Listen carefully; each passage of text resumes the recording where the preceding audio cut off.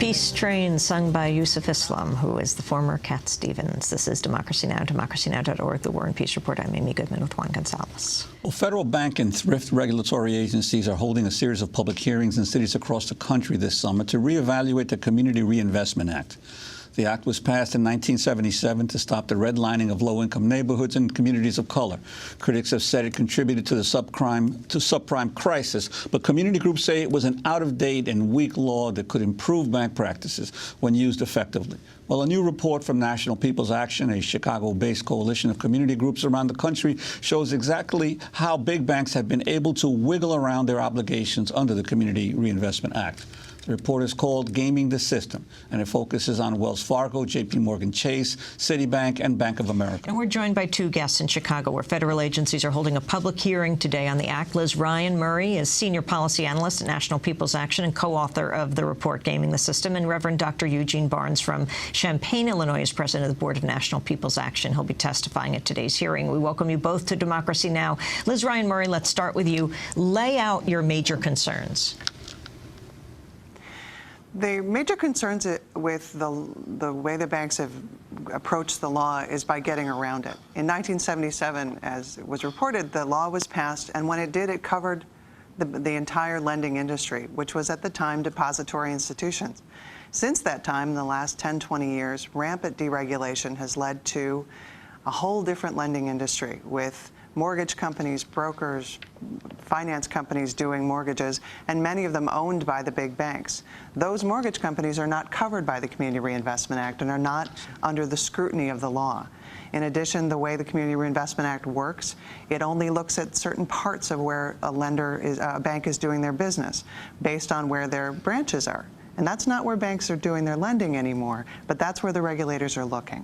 So the banks have been doing their shadier business around the law, where they're not being watched. And it's those loans, those high-cost loans, the predatory lending that tanked our economy, destroyed our neighborhoods. If we can get the Community Reinvestment Act back to cover the lending industry the way it was supposed to be covered, it not only has a dampening effect on those kinds of destructive loans, it's really a major tool for our recovery. It will encourage small business lending. It encourages home lending. It encourages community-led investment. That's what we need. We need the banks to come in, fix the mess they created through the economic collapse and the mortgage meltdown, and get back to doing the business they're supposed to be doing in our communities. Well, I was struck by one part of your report that said that 3 out of every 4, 74% of minority African-American or Latino customers of big bank affiliate home lenders received high-cost loans which averaged 10.2% on their first lien mortgages in 2006. How were they able to these big banks to so easily target African-American and Latino communities for these high-cost loans? Well, African-American, Latino neighborhoods and low-income neighborhoods have been the canaries in the coal mine for this disaster, the mortgage disaster. They were the first ones to get the high levels of predatory lending. It's an easy mark. The lenders went in there, destroyed communities wholesale. They went through churches. They went through community centers. They went through neighbors and convinced people that this was the way to go and that this would be better for them versus the truly toxic and destructive products that they were. Reverend Dr. And as the report shows, let me bring Reverend Dr. Eugene Barnes into this. Explain what happened in your communities.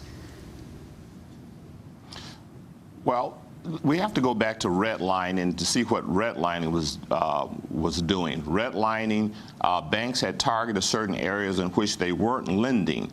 And then when predatory lending came about, that target population became that same minority Latino communities that they came in and started passing off these toxic loans, which Warren Buffett calls the real weapons of mass destruction.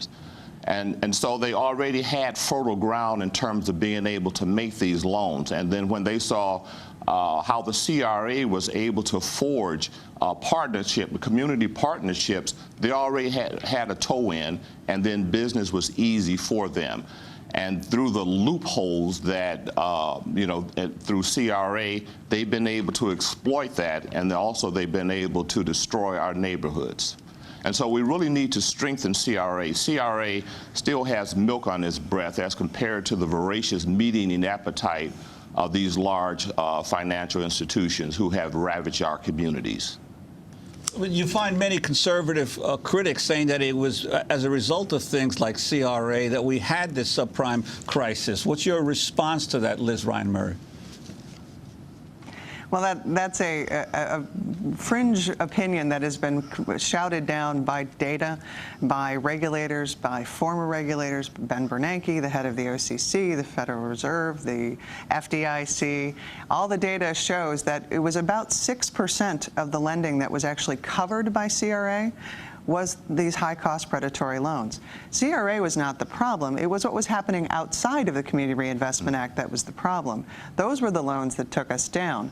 The loans that were done through Community Reinvestment Act performed very well and were, for the most part, the good quality lending that our communities need, not the destructive credit that destroyed the neighborhood and destroyed our economy. Reverend Dr. Eugene Barnes, what needs to be done now?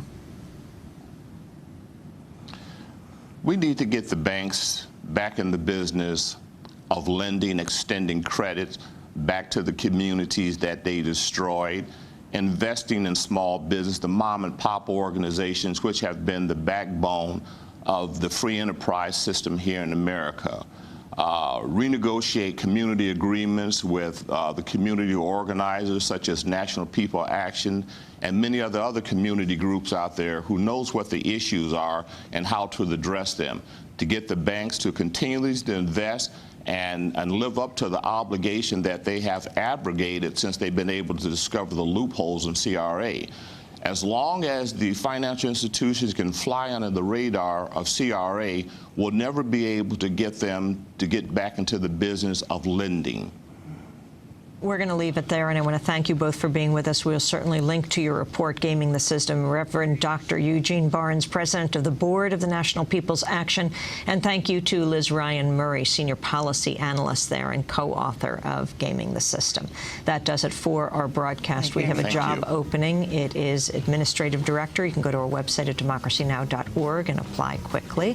Democracy Now! Is produced by Mike Burke, Shrufat Okudus, Aaron Mata, Angela Comet, Steve Martinez, Nicole Salazar, Hani Masood, Robbie Karen, Mike DeFilippo, Miguel Noguera, our engineer. Special thanks to Becca Staley. I'm Amy Goodman with Juan Gonzalez. Thanks for joining us.